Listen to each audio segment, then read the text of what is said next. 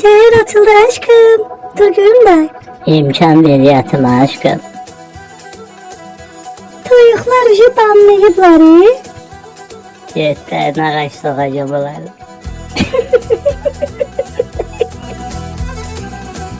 Məni öp onda. Bu da kekirmez.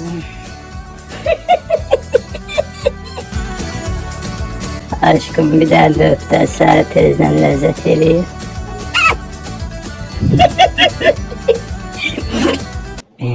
Oy belə.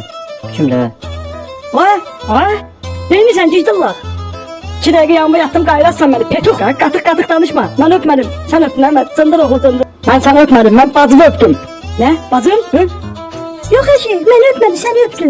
Hələ öpməkdən başqadır nəsə. Ne? Mağar ne?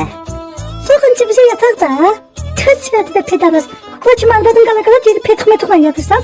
Qatıq danışma. Kimdən yatmalıyam? Bu gelip bacımla yatacaqdı. Ona görə mən yat.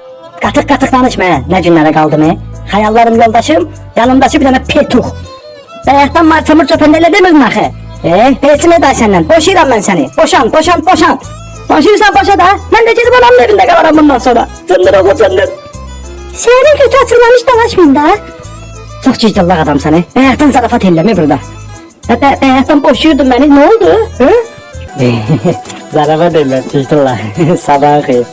Sen de sen. Bayaqdan burada petuk oynuyorlar bunlar. TikTok çıxardanın saatine lənət. Baklasaydılar ne yapıyorlardı? Hər bilən. Bax düz danışdın. Ay sənin ağzını Ne oldu? təbrik edirəm. İsteyeceğim seni. Alacağım seni benim kızı. Bak götüme başı ayakını yine. Dabay durun. Güneş çektirip pastelleri yiyeceğim durun. Ay kız sabahın xeyir Elif ver görüm. Çək ciddillah Elif'i.